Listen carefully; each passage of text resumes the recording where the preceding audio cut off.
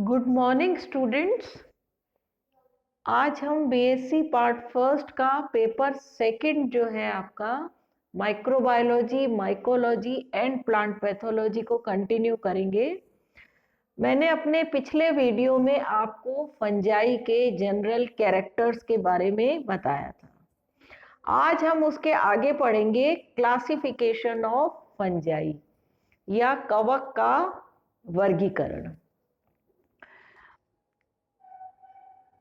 कवकों का वर्गीकरण जो है अनेक साइंटिस्ट ने अपने अपने अकॉर्डिंगली किया, यानी कई सारी वर्गीकरण पद्धतियां हैं जिसमें उन्होंने जो लक्षण लिए वो जैसे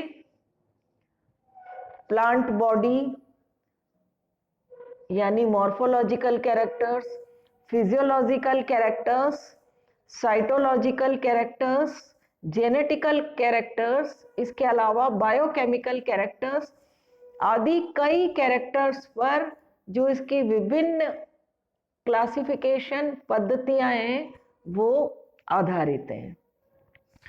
तो इसे वैसे तो विभिन्न वैज्ञानिकों ने इसे प्रस्तुत किया,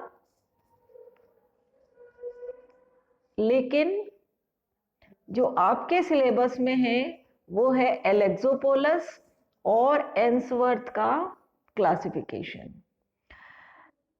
एलेक्सोपोलस ने सभी फंजाई जो है उनको माइकोटा डिवीजन में रखा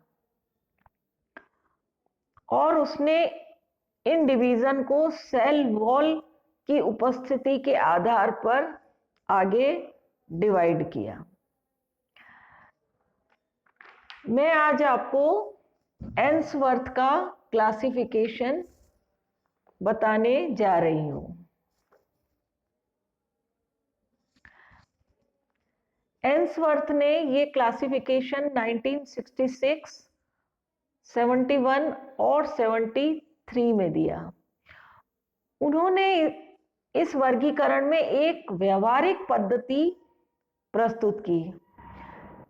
इस क्लासिफिकेशन की ये विशेषता है कि ये सभी जो फंजाई है उनमें नेचुरल एफिनिटी यानी प्राकृतिक संबद्धता दर्शाते हैं।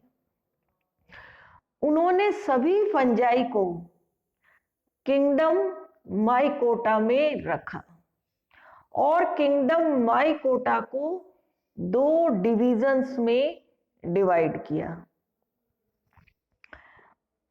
ये जो दो डिविजन्स हैं वो है मिक्सोमाइकोटा और यूमाइकोटा। मिक्सोमाइकोटा के अंतर्गत उन्होंने अवंपक फफूंद यानी स्लाइम मोल्ड्स को शामिल किया, जबकि यूमाइकोटा जो है उसमें उन्होंने सभी तंतुल कवक यानी फिलामेंटस फंजाई रखी। तो अब हम इसका क्लासिफिकेशन की जो रूपरेखा है वो पढ़ेंगे। तो सभी फंजाई को किंगडम माइकोटा में रखा। अब किंगडम माइकोटा को दो डिविजन्स में डिवाइड किया, माइकोटा और यूमाइकोटा।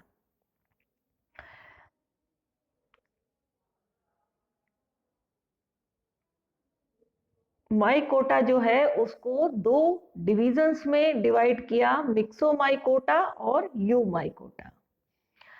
मिक्सोमाइकोटा जो है इसकी 4 क्लासेस हैं, जैसा कि आप इसमें देख रहे हैं। पहली है एक्रेसियोमाइसिटीज, दूसरी है लेब्रिंथुलेल्स, तीसरी है मिक्सोमाइसिटीज और चौथी है प्लाज्मोडियोफोरोमाइसिटीज। तो मिक्सोमाइकोटा की 4 क्लासेस है। दूसरा डिवीजन जो है यूमाइकोटा।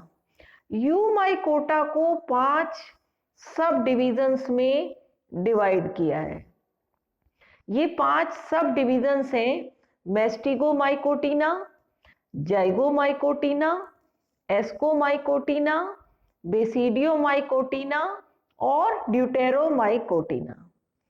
तो अब पहला मेस्टिगोमाइकोटिना। मेस्टिगोमाइकोटिना की 3 क्लासेस हैं और ये क्लासेस हैं काइट्रीडियोमाइसिटीज, दूसरी है हाइफोकाइट्रीडियोमाइसिटीज और तीसरी है ऊमाइसिटीज।